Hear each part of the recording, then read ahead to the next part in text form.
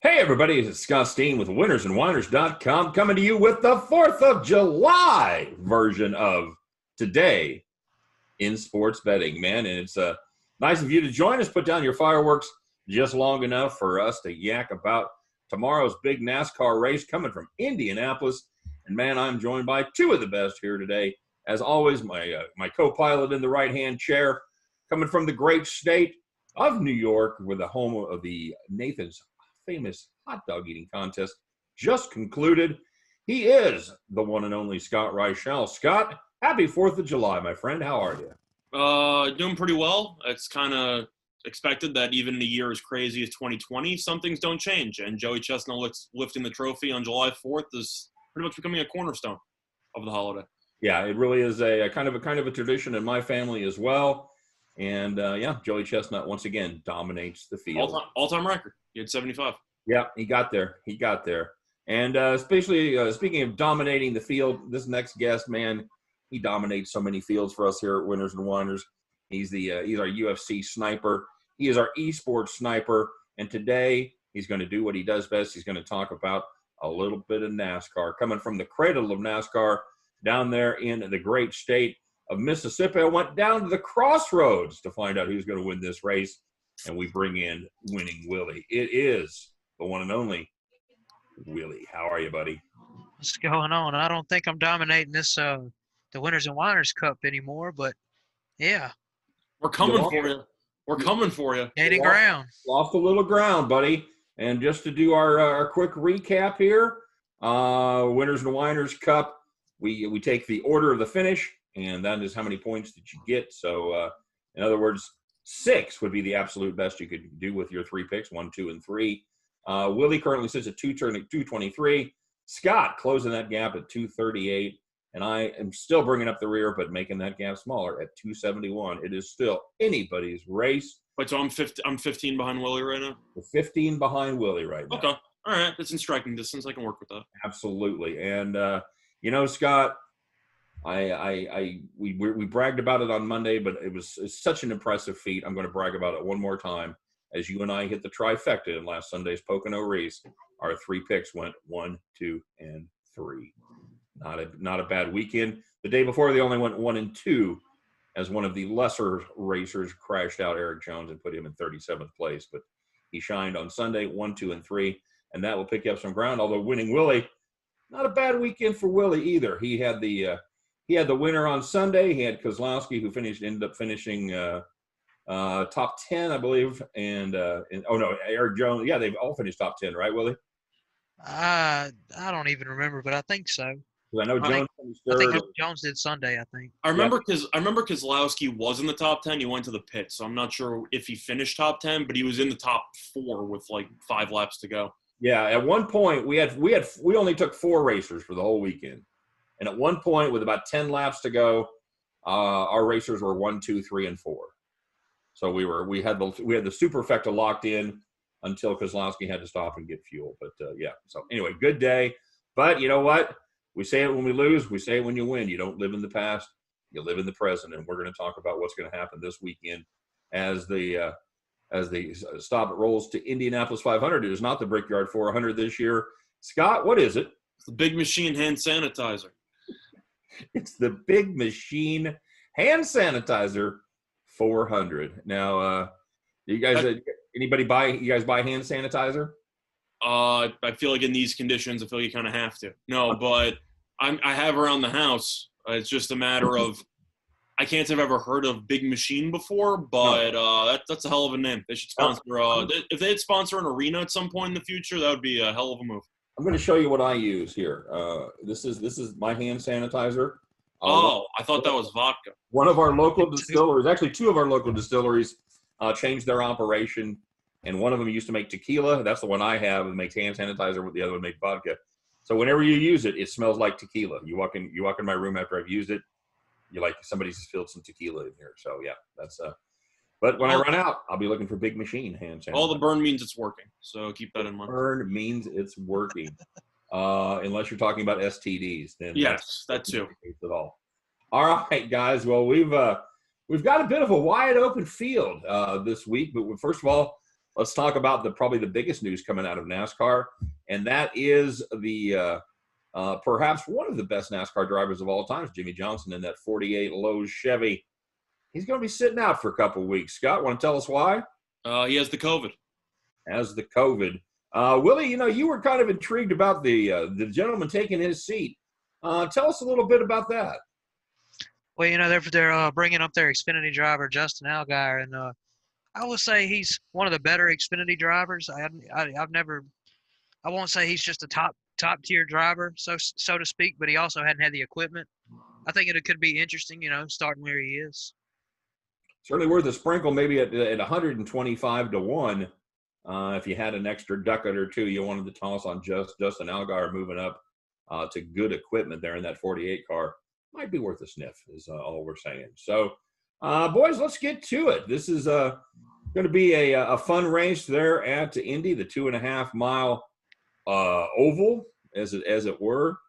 And it is certainly, I've never seen a NASCAR race there. I have seen the IRL run at the Indy 500. It is a fantastic place to be and see. I highly recommend it to you guys if you haven't been there, and all of our viewers as well. If you're in Indy, you should at least stop, take the tour, look at the museum. It's a very cool track, and a lot of history there. So let's start with you, Willie. Who do you like? We're going to do, as we always do, we're going to pick two relative favorites, and then we're going to take, you can take all long shots if you want to, but we're required to take at least one long shot by the rules of our contest. Long shot is defined by yours truly is 15 to 1 or bigger odds. So, Willie, get us started. Who do you like to win this one? Well, I'm going to do it a little backwards in terms of odds. I'm going to give out a little bit of bigger odd first. I like Joey Logano at 7 to 1. He ranks second amongst active drivers in average finish here with 10.91. He hasn't won here, but he's overdue for a win, kind of like his entire career. So, I can't say, if he's been successful here before, I believe he can break through for a win here. And he has been running fairly good lately, not fantastic, but this definitely could be the time for Joey Logano to break through in that 22 car. Scott, what do you got for your leadoff pick here? So for me, I'm going back to the well. I'm not really thinking outside the box too much. I'm going with Kevin Harvick, plus 450 on FanDuel. Simply put, he's starting 11th. He's finished top 6 in each of his last 5 races here. He's won 2 races, which something you've actually noticed if you ended up handicapping this race is that there aren't many racers here who've actually won at Indianapolis Motor Speedway, and Harvick has 2 wins, so I do appreciate that. And he's also in great form as he has finished top 2 in each of his last 2 races. Simply put, Harvick still looks like either the best driver on the current circuit or at least top 3. And the fact that he's been great here in the past, top 6 in each of the last 6 races here, top 6 in the last 5 races here, as I said before. I feel like even though it's at plus 450, that's definitely worth it for me. So I'm going to go with Harvick at plus 450. All right. Well, that's what I get for letting you guys lead off, because you've each taken one of my top 2 picks. So congratulations. Way to go. You're welcome. What's that? You're welcome. Yeah, I'll go ahead. And, I'll get it started. I'll get it started with Harvick for all the reasons that Scott said. He's basically far and away, as far as active drivers, the best driver at this track. He's got 13 top 10s in just 19 starts. He's led 321 laps. Good racer. He's got two wins there. And like Scott said, there's not very many guys. There's just a handful of guys that are currently active that have wins there at Indianapolis. Of course, the driver with the most wins, active driver, Scott, any idea? It would either be one of 2 guys who I could think of. It would either be Jimmie or it'd be Kyle Busch. Yeah, it's Jimmie Johnson. Yeah, spoiler alert, we're not seeing him today or tomorrow. So yeah. I don't know how many wins Jimmie has. I'd probably guess around 4. Yep, he's got 4. He's got 4 wins. Kyle Busch has 2. Harvick has 2, and then pretty much no one else has more than 1 victory. So yeah, it is a little tough to handicap on past results, but I'm with Scott. I'm going to take the guy that's been most consistent and with a couple of wins here. Give me Kevin Harvick in that 4 car at plus 450. Willie, who's your number 2 guy? I'm going to go Kyle Busch. You just alluded to him right there, 6 to 1. You were minus 180 to take him last week. Come on, man. You're taking him this week. It's like we're beating a dead bush here. He's overdue for a win. He's finished top 10 in over 2/3 of his starts here with 11 of them, and he's also won I believe, four races in Xfinity and 7 starts as well. He knows this track, he knows how to win, and I think this could be the one that he could finally break through and get it. Yeah, Scott, I feel like we're going to get burned here one week by not taking Kyle Busch, but I'll wait for it. It's fine. I know he's anti-Busch has made us a lot of money, so I don't know if it's made us a lot of money or it's just saved us a lot of money. I know you've gone actively against him in various matchup props, etc. I've kind of just ignored his existence. Very good. Well, I assume, Scott, then you don't have him for your number 2 pick. Who you got? I do not. One person that I was actually interested in, honorable mention, was Denny Hamlin, but he's never won here. So Right. I was a little bit concerned about him getting over the hump. I think he's going to run well, but I couldn't pull the trigger on him. It's going to be a guy who actually hasn't done too well in the last couple of weeks, but he's still a phenomenal driver, easily a top 5 driver right now. It's going to be Brad Keselowski, and I like him at 5-1 on Fox Bet. He's starting 9th. We talked about how wins here are relatively rare. He won this race 2 years ago, and he's actually finished top 2 in 2 of his last 3 races here, with the one outlier coming last year where he crashed and came in roughly 38th. So when he actually finishes the race, he usually finishes in the top 5. He has a win here, and we have already raved about his crew and how good his crew chief is, etc. So I think he has what it takes to make a serious run here. And simply put, I just think that there's a reason why the odds are a little bit low on him, and I think that he should put together a solid performance. Once again, this is a race where, besides Harvick, I think there's a lot. I'm actually sorry, I misspoke. It was Keselowski at 7-1 Right. on DraftKings. So my bad about that. I said 5-1. But as a whole, I just simply think Keselowski should be a little bit lower, and I think that he just checks all the boxes for somebody who could get it done. So for that reason, I'll take Keselowski. Yeah, solid driver, driving well, and the Blue Deuce is always a threat to go to victory lane. So that's not a terrible pick there for Brad. But you're not going there. No, I'm going to go with I'm going to go with Willie. I'm going to go with Joey Logano. He's had some good runs at this track. Again, this is a guy that I kind of feel like he's almost like a Kurt Busch. I mean, almost like a Kyle Busch, where he hasn't quite had the season that he expected. So he's like the driver that you're fading. All right, nice. Well, he's had a little better season than Kyle Busch, but they're similar. I think he is due, and unlike Kyle Busch, I think this is a guy that has a real chance to break through this weekend. He has a guy that hasn't won at this track, but he's got 11 starts. He's got 7 top 10s. Runs well there every time, including 4 top 5s. I think he's just a matter of putting it together. Give me Joey Logano at 7-1 as my number 2 pick. All right, so now the rubber meets the road, so to speak, as we're out there getting our hunting dogs out, looking for that long shot that's laying in the weeds. Willie, give me somebody to make me some money this weekend. Well, for my long shot, I'm going with Mr. Consistent, Eric Almirola at 28-1. He's finished top 5 each of his last 4 races. He's never really been just uberly successful at Indianapolis, but at the same time, he's running great this year. And if you wanted to hedge that, maybe cover your bet, he's also even money at a top 10, which I really feel is a great bet. So, you got upside there to hedge as well. All right, very good. We've got him, 28-1. That is that's a nice price there for somebody that runs pretty consistently well at this track. I don't hate that one bit. All right, Scotty, who do you got for your long shot? Well, one thing, I actually was just searching for Keselowski one more time, and FanDuel is plus 750. So I'm gonna take that instead of plus 700. All right, there you go. And my long shot is going to be Eric Almirola at 42-1 on FanDuel. Oh, so that's where I'm going with it. Simply put, I was on the fence about this. Almirola has had pretty underwhelming results here. He's been pretty mediocre. But if you've looked at how he's done lately, and considering the fact that he was roughly 28-1 in every other book, and FanDuel at 42-1, I got to take that all day, every day. That's 50% value right there, my friend. Yeah, I got to take that all day, every day. He's starting 5th, and he's finished top 5 each of his last 4 races. He's the kind of guy who has a lot of upside, and ever since it seems that Scott and I kind of talked badly about him roughly a month and a half ago, he learned how to race, kind of similar to what happened with Ryan Blaney. But Almirola, he's one of those guys who either crashes or finishes top 10 pretty much every time he goes out there. And I think that if he just keeps his car out of any wrecks, which is no gimme, I think he should finish in the top 10, top 5 once again. And at 42-1, you're kind of just looking for somebody to be in the hunt. And I think Almirola could be in the hunt late. So for that reason, I know that the past results here concern me a little bit, especially for what I normally do with long shots. I usually take people who have done well here. So I was looking at the Clint Boyer, one of those guys. But in reality, 42-1 was just too attractive to pass up for me. So that's going to be my long shot. He crashes or he finishes top 10. What do we call those guys, Willie?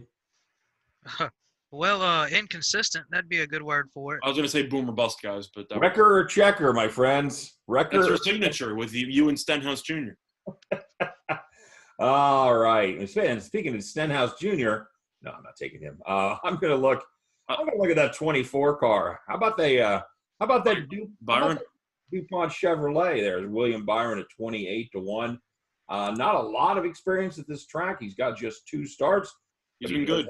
He does have a top 5, and he knows how to get around there. And he, unlike a lot of the other guys, he normally doesn't start very well. His average starting position is 25.5. So I like William Byron maybe to sneak in there and pick up a little bit of the glory. What number did you say there? What's that? What number did you have? I've got Byron at 28-1. I see Fox bet at 50-1. Holy mackerel! Gimme some Fox bet money right there. I'll take it. I'll take that 50-1. Oh yeah, it's going to be a happy 4th of July for me, or 5th of July. When he comes in 5th, it'll be a happy 5th of July. All right, so there we go, guys. We kind of spread our wings a little bit. To recap, I've taken Harvick, Logano, and Byron. Willie has taken Logano, Busch, and Almirola. Scott's taken Harvick, Brad Keselowski, and Eric Almirola as well. So good luck on all of those guys. It's always fun to see how the straight up picks, and it's we talk about it every week. It's a tough thing to do. It's not as hard as picking golf, but it is hard to pick that outright winner. The value tends to come more in the props. So let's talk about a little prop action. Scotty, lead us off, man. You're always the prop master. What do you got for us? Yeah, well, I was actually going to say that this race, since it is a little bit more unpredictable than some of the other races we've talked about, I have props that I've already written down. Definitely not as many as I normally have. This is going to be a relatively lighter week for me in terms of props because I just think that this race is such a crapshoot that I don't want to throw too much money into it. But the first prop I'm going to give out is actually going to be on an oldie but a goodie. It's going to be on Chase Elliott to be top Chevy at plus 175 on DraftKings. Simply put, with Jimmie Johnson not in the field and with the other Chevys who were there, really not that many threatening drivers besides Byron. I know Byron, who you ended up taking, has actually been pretty good here. But at the end of the day, Elliott's also been pretty solid. Elliott's done well. After a couple of hiccups, I'd say about 3 weeks ago, about a month ago, he finished top 5 last week. He looked like he finally got himself back on track. And this is a track that he tends to do decently well on. So for me, plus 175, he's clearly the best Chevy driver on the field right now. So for that reason, I feel like this line should be a bit lower. I'll take Elliott top Chevy at plus 175 on DraftKings. All right, very good, very good. Scott is the master of the manufacturer props and usually does very well at those. So hopefully, if Byron doesn't win tomorrow, hopefully Scott cashes his Elliott. You have any thoughts on that one? It's a bad play. You look through the field and you realize that Chevys aren't exactly the strongest car brand. That's exactly right. You've got you don't really have a lot of strong Chevys. You do have Justin Allgaier there to worry about a little bit. Of course, Kurt Busch has been running well. He's starting in the 2-hole. The thing is that if Allgaier wins that prop, he's 22-1. So if I lose to a 22-1 shot, I kind of just got to accept it. You just tip your cap and move on, man. That's all you can do. But you're going through the lines here. Actually, Elliott went down to plus 160, but I got him personally at 175 yesterday. But Byron's at 4.5-1.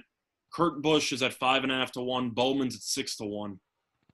None of those three guys are really that threatening to me. I know Byron has the results, but he also has a very, very limited sample size. Right. And as we've talked about before, I like Byron, but he tends to get in a wreck or two every now and then. So I don't know if he's going to finish the race. And since neither of us picked Elliott to win the race, he probably won't come in 37th. So maybe he can actually get it done. Yeah, very nice. And, if they were running the big machine hand sanitizer 300, I would probably I'd be a lot more excited about my 24 car. But, we'll see. Willie, what do you got for first prop? I'm looking into the top 5 finish for Clint Boyer at 4-1. He's finished top 5 here 4 times before. He hasn't been running very good here lately, and I feel like he's just kind of due to get back to where he was and finishing top 5s. All right, very good. He's another one of these guys that you kind of expect a little better results. There's been some underachievers this year: Logano, Kyle Busch. I think you can also put Clint Boyer on that list, and he has had some good runs, but he just hasn't been able to put it together for an entire race. Something is either through his own doing or problems with the pit or whatever with his machine. Just it hasn't worked out for him. So yeah, he is certainly due for a good finish. Top 5, I think that's a good price, plus 400.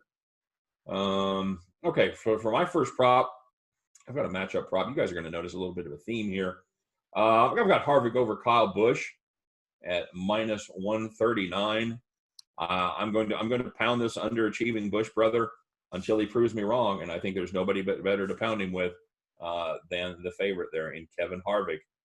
Give me the 4 car to take care of business there against Kyle Busch and his 18 M&M's machine at minus 139. Don't love the juice, but I think that is fairly reflective of the value of this pick, so I will take it. Any thoughts on that? You guys want to deride me on my fading Kyle Busch? I'm never going to criticize you for taking Harvick over anybody because I think he's the best driver in the entire circuit. But it's going to look really dumb when Willie's picking Kyle Busch wins the race. So that's my only thing. I'm going to feel bad. Maybe we'll skip having Willie on next week when that happens. Only if Kyle Busch wins. So well, first though, let's see if he finishes the race, right? Unlike last week on Saturday. All right. So what else you got for props, Scott? So my second prop is going to be on a matchup. You mentioned underachieving guy this season. I'm going to mention underachieving guy on this track. I'm going to be taking a matchup. It's going to be Kurt Busch over Alex Bowman. And the main reason why I'm taking this, it's available at minus 117 on DraftKings. Bowman has never finished better than 21st here, and Bowman's average finish is 34.25. Well, that's not good. Yeah, he's not this isn't exactly his backyard, so to speak. And Busch, even though he has had mixed results here in the past, usually finishing around 17th or 18th or so, he has had some top 10s here in the past. I know that he's been around for about 45 years, so he probably should have some top 10s. But simply put, it just seems like a complete fade of Bowman. I wouldn't be surprised to see Bowman finish in the 20s. I think Kurt Busch has the ability to finish in the top 15. And for that reason, I also cashed a prop against Bowman. Last week, I took Boyer over Bowman and won by 1 spot. I've had a pretty good gauge on Bowman so far this season, and especially after his very, very hot start, which I just didn't think was sustainable when we started recapping NASCAR. But your average finish is 34.25. I have to bet against you at minus 117, so give me Kurt Busch. Yeah, no top 20s for him at all. That's not good. It hasn't been Kurt Busch's best track, but yeah, I like him. Again, you don't have to be faster than the bear. You just got to be faster than you. So I figured that line should be somewhere closer to minus 128, minus 130. So minus 117, I feel like you're just giving me value. I think that is good value right there. All right, Willie, what do you got for prop number 2? Well, this one's going to be kind of a long shot, if you will. It's funny you mentioned Kurt Busch. I like Kurt Busch at stage 1 winner, 10-1. I mean, given his starting position, it's kind of hard to pass up a 10-1. Well, he also won stage 1 last week, so. Yeah, that's right. The wrong Busch brother won the stage. I had Kyle Busch winning stage 1 and Kurt Busch won stage 1. Yeah, that's a solid play right there. He's where's he? He's starting. Where's he starting? Starting second. So yeah, he does tend to run well early in the race, especially from his starting position. He doesn't give those up easily. Yeah, I like that. I think that's a good play at 10-1. I think that's solid value indeed. For my second prop, I'm going to go back to the well with another matchup. In a surprising development, I'm going to fade Kyle Busch again, as I'm going to take Denny Hamlin over Kyle Busch. Hamlin, I didn't quite like him well enough to make him one of my official picks, but he does run pretty well at this track. He has 2 top 10s in his last 3 starts, yeah, he's a good race car driver, and there's only one driver hotter than him right now, and that's going to be Kevin Harvick. I'll take the other guy that's been fairly sizzling here the last couple of weeks. Give me Hamlin over Kyle Busch. Oh, and I've got what did I tell you? The odds -120. So laying a little bit of juice again. I think we're still catching good value there, and yeah, I'll take him over Kyle. All righty, Scott, what do you got for prop number 3?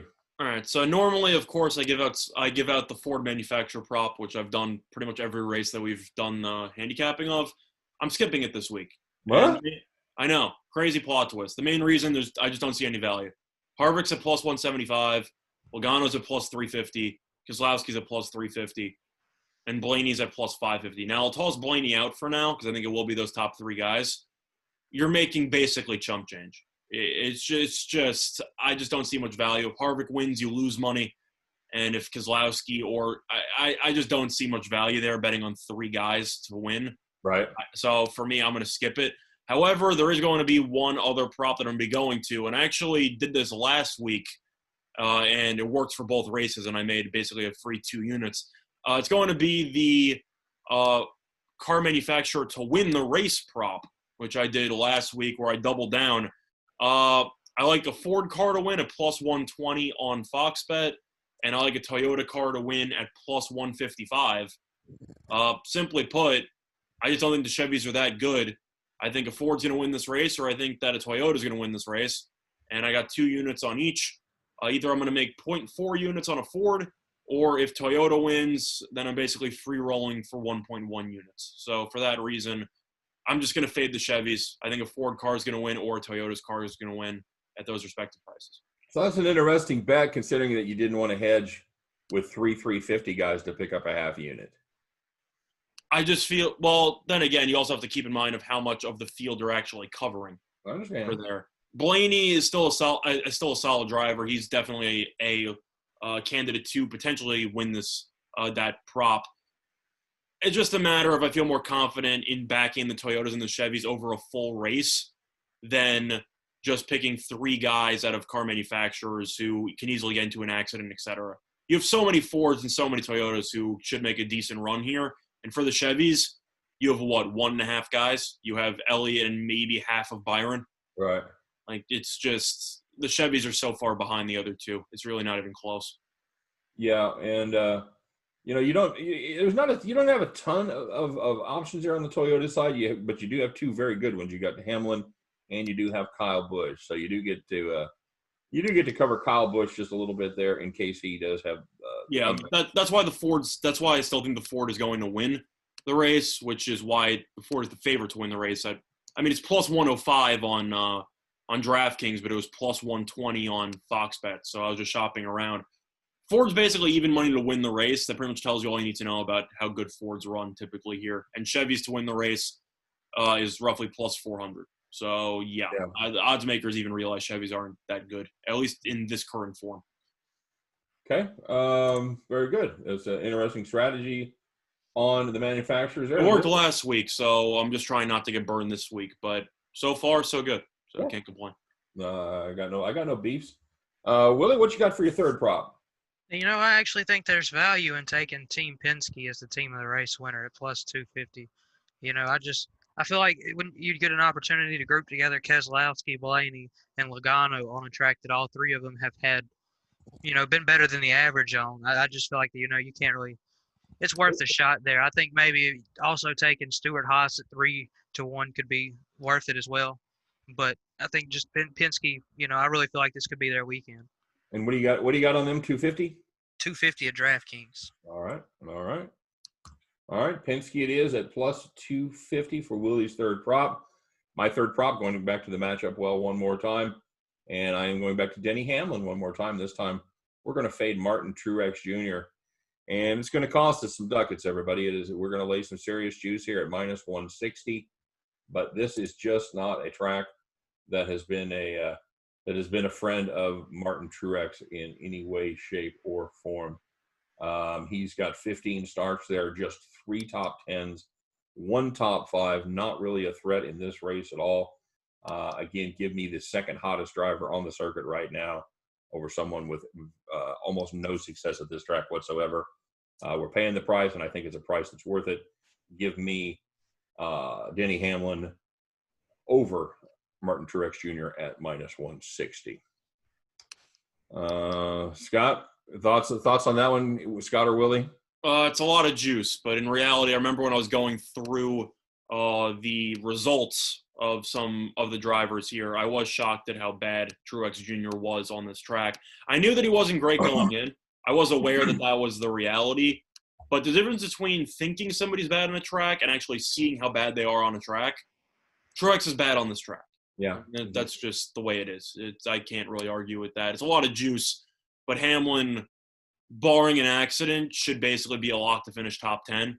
And I don't know if Truex is even going to finish top 20. Yeah, that's the thing. I don't think he gets there. I think top 20 is about the best you could hope for at this point for Martin Truex Jr. And we'll go ahead and flag that comment and play it back when he wins the race. So that's good to know. All right, Scott, you got another prop? I was actually done, but I am looking around and actually do see another prop that I'm kind of interested in. Stage 1s are one of the only props that have actually burned me in NASCAR. And by burning, I mean I've lost maybe a unit total because I've only done it maybe two or three times. But there's actually one prop on Fox Bet for a custom bet that I do like that I'm going to be giving out. And it's going to be on Denny Hamlin or Kyle Busch to win Stage 1. And that's available at plus 380 on Fox Bet. Simply put, Hamlin's been really good here historically. Kyle Busch has been very good here historically. And you're going to be both drivers at plus 380 to get it done here. I know Hamlin to win Stage 1's plus 750 and Kyle Busch is plus 900. Logano should be the huge favorite to be the Stage 1 winner because he tends to win a lot of early stages and he is on the pole, and he's plus 350. But at the end of the day, you're going to be 2 world-class drivers. I know Kyle Busch has had a down year. He's still going to be in the chase. He's still a top 10 driver, still probably a fringe top 5 guy at this point. And they've both had a lot of success here. So for that reason, I simply think that they have a good shot, and you're going to be plus 380 on 2 drivers. Would I rather have Logano at plus 350 or Denny Hamlin and Kyle Busch at plus 380? I'll take the 2 drivers any day of the week. So give me the plus 380. Okay. All right. That's solid. You have any thoughts on that? You know what? I think Logano is the guy to beat. But I think you are picking up good value there. You're giving me an extra driver for an extra 30 cents. I don't know how I don't turn down the extra body. Yeah, that's a solid play. Solid play indeed. You know, if you wanted to take that one step further, you could even throw Logano in there plus 350, and you know you'd still be cutting into your value a little bit there. But I think you'd have all your bases covered. I think it's probably going to be one of 4 guys to win Stage 1 and throw Harvick in that mix as well. Yeah, well, the one thing everyone knows about Stage 1 is that that's one of the only parts where starting position matters no matter what the track is. Right. The fact that you only have X amount of laps to actually work out, make up a deficit. Hamlin's starting 6th, Busch is starting 7th, Truex is starting 8th. It's a lot of Toyotas. I wouldn't be surprised to see them pushing some guys towards the front, where if you actually look at the starting spots, you have Logano in first, followed by 3 Chevys, followed by Almirola. So if you really want to talk about the early pushes to try to get some stage points there, I think the Toyotas can link up early on, potentially get Hamlin and Busch to the front or to the top 3 within the first, 10, 15 laps and just see what happens. So I kind of just think there's some value there. Okay, good enough. Willie, what you got? Yeah, I got one more in the bag. And when I was handicapping this race, I told myself I have to have a way to play Denny Hamlin at some, one way or another. So I'm going to take him top Toyota at plus 140. And this is because, when you look at just the competition, we touched on how bad Martin Truex has been here.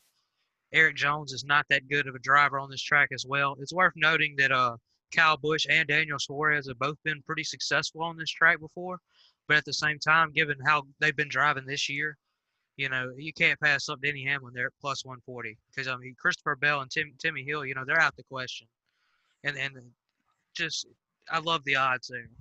Yeah, that's I did take a look at Suarez. He has had some success at this track, but just having a terrible season. I remember the last time you backed Suarez. Yeah, I know. We had a moment of glory there, but it was fleeting. What was that for? One lap? Moment of glory? Yeah, one lap. He was in the top 10. So good times. Good times indeed. All right. So Hamlin top Toyota plus 140. I don't hate that at all. So that's it for my props. Scott, do you have anything to add after your 4? I got nothing else. I was pretty much done before I saw the stage 1 prop that I just mentioned, which I feel like was worth it. So I'm done. All right, I thought so. I was just I knew you were clicking around there. I always find a way to just throw in a lot more props. So it's a fair guess that you assumed I had more. And Willie, what do you got? You got anything else? Yeah, no, that's all I got this weekend. All right, there you go, boys. It's going to be a fun one. It's after our doubleheader last week. It'll be fun just to see them back just to running the one race at the one track. And this should be a fun day here as well. As we record this, they're running the IRL on the road course, and they're running the Xfinity cars on the road course. And I was telling Scott this yesterday. I've probably been to Indy, I don't know, 5 or 6 times. I never knew they had a road course. I never saw the road course. It's pretty well hidden, and so yeah, I'll be anxious to see that. I think that'll be a lot of fun. I have no idea how to handicap it. Handicapping Xfinity drivers on a road course, but yeah, it should be a fun day. The Sunday promises to be fun as we all try to get our golf picks home. Those that haven't missed the cut. So yeah, good weekend of sports. Scott, you got any big 4th of July plans? What are you doing? You grilling out? You doing anything? Not in particular. I plan on watching some golf in the afternoon. So far, I have a couple outrights that are still very, very live, so I'm going to be rooting for them. Yep. And, yeah, maybe enter a poker tournament, see what's up. But for the most part, there's no UFC going on. Pretty upsetting news as well because one of the main events from next week, Gilbert Burns tested positive for COVID, so he's officially off the card. So the UFC scrambling to try to find somebody to salvage that title fight. But as a whole, yeah, it seems like some athletes have gotten COVID over the last couple of days. I know that Khabib Nurmagomedov's father passed away. In the NBA, Landry Shaman and some other NBA players tested positive. You've had, a lot of stuff going on the last couple of days. Hopefully everything gets back to normal relatively soon. Unlikely, but I can hope to dream. There you go. And Willie went down there in the hot South. What are you doing over this 4th of July weekend, my friend? We're gonna throw some steaks on the grill maybe this afternoon. Maybe some with some salad. Might do some salad, some breadsticks. There you go. Might watch the Xfinity race today, but I mean, other than that, just gonna kick back and enjoy the day. I do have one more question before we get out of here. Do you think that they're gonna kiss the bricks, the winner of this race? Yeah, ain't no COVID going on. Yes, ain't no COVID on the bricks, man. I think they will, Scott. I think the burnt rubber kills COVID, so I think they're going to kiss the bricks. Kiss those bricks. Kiss the bricks. All right. So, and either one of you guys going to shoot off any fireworks? No. Everyone in my neighborhood's already been doing that for the last month and a half for New York. If you see those, either they're memes or just reports about people shooting fireworks at night at about 3 a.m. That's actually been my life for the last, I'd say, month and a half. I just hear fireworks I have this running joke with my friend now where we just text each other anytime we hear fireworks at like 3 a.m. It's just a thing in New York. Just people have been lighting fireworks all the time. So no, I don't plan on doing any of it because I know that a lot of people in my area are going to be doing it anyway. So very good, very good. That's the bargain way to do it right there. Yep. Willie, what about you? I know that's one of my things that I like about the South is they tend to have a little less restrictions on what they sell at the old fireworks stand than they do in the North and here in the Midwest. So what about you, Willie? You going to shoot off any fireworks? I'm not. I plan on being asleep before dark. I'll probably eat that steak and go right to sleep. Nice. How old are you? 24. 24, and you'll be in bed. You'll be asleep before what? 9:30? I hope so, but it depends on how many beer. Could be 8:45. You're saying? Maybe earlier than that. You never know. Well, guys, I got to tell you, I'm worried. My friend actually owns a fireworks stand, and we went down there to look around yesterday, and my daughters went down there today to buy some stuff. They wanted me to text him and see what kind of a deal he would give us on the $800 package.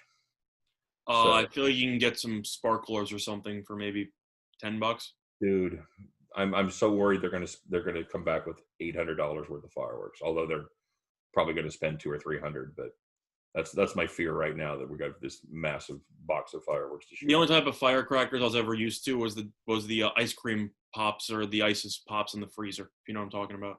The bomb pops? Yes. Yeah, absolutely. The ice. What did you just call them? The ISIS pops? I said ISIS. Oh, ISIS. No, not that. No, spelled a little bit differently. Well, what a great snack! That's definitely an interpretation, but okay. What a great snack for the 4th of July. Hey, hand me one of those ISIS pops. Well, we out of Taliban push-ups? Come on now. Not that I know of. Usually I have to pay extra for that. All right, Al-Qaeda Klondike bars.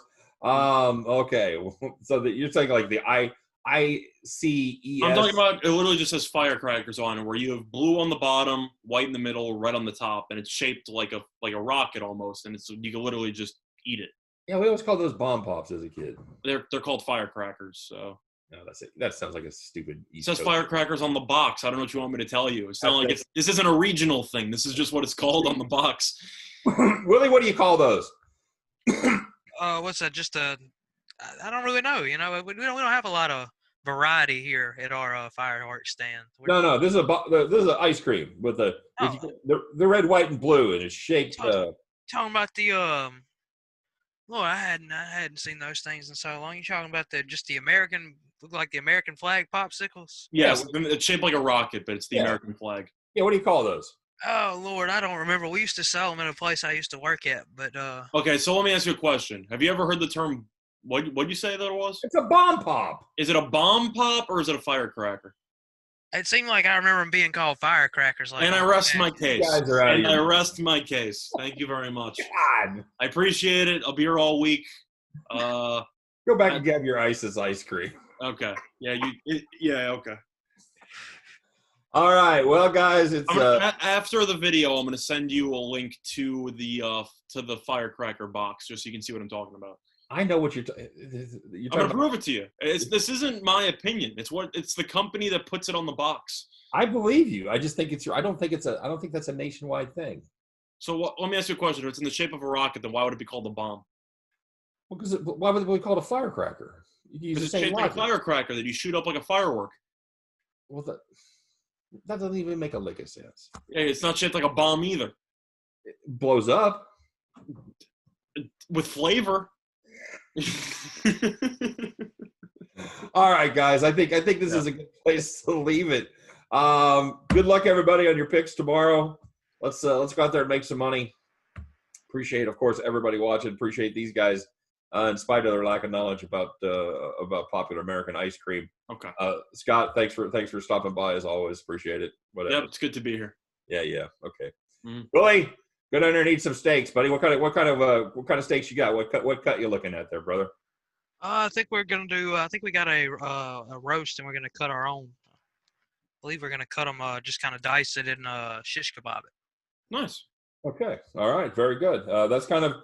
That's my. When we used to have the big party at my in-laws, that was always their tradition. They do shish kebabs with peaches and steak and everything. So good. You guys eat some meat for me. As you know, I'm not a meat eater anymore, so I miss that. I miss the cookouts. I miss the burgers and dogs on the 4th of July. One of the things that I actually do miss as far as meat goes. So go out there, and between Joey Chestnut eating 75 hot dogs and you guys out there eating that steak today, I think you got me covered, so I appreciate it. And enjoy your tofu steak with yeah. It is what it is. Mm-hmm. Is that what you say, Scott? Yeah, it is what it is. It is what it is. So that's we do what we got to do. That's the whole thing. And if I didn't eat enough meat in the first 55 years of my life, then I guess I'd probably miss my opportunity. So that's the way I look at it. So Willie, Thanks for joining us, man. Happy 4th of July. Good luck on all your picks, man. Appreciate you stopping by. Yeah, thanks for having me. I hope you guys enjoy the day. Of course, of course. And for myself, Scott Steen, for Scott Reichel, for Winning Willy, we appreciate all of you stopping by to join us here as we have a little fun for the 4th of July, talk a little NASCAR. Hopefully you guys can back us to make a little money. And, yeah, you got some profit after last weekend, so go ahead and invest and see if you can double up that profit here this weekend. Happy 4th of July to everybody. Happy 4th of July, America. It's still the best country in the world to live in, and we are happy to be here, happy to do what we do. And, of course, we're happy for everybody to stop by and check out winnersandwhiners.com and statsalt.com, all the great content over there on all the sporting events going on in America each and every day. So, and around the world, I should say, as we take a look at European soccer, and basically wherever you can make a bet, they're writing about it over there at Winners and Whiners. So make sure you stop by and check out the great content and our sister site at statsalt.com as well. For all of us here, we appreciate you guys joining us as always. Drop us a comment. Let us know who you're backing in the big race tomorrow, and let us know how you're doing and what your thoughts are here on the 4th of July, and whether or not it is a damn bomb pop or whether it is a firecracker. All right? So you guys have a great day. Once again, happy 4th of July to everybody. Have a great weekend. Stay safe. Let the professionals shoot those fireworks off, or have my kids come by. I know they'd love to do that as well. So don't end up in the emergency room. All right? You guys take care. Have fun. And good luck tomorrow in the races. We'll see you on Monday for our recap show. But until then, we'll wish you guys a great weekend. All right. Take care, everybody. Bye-bye.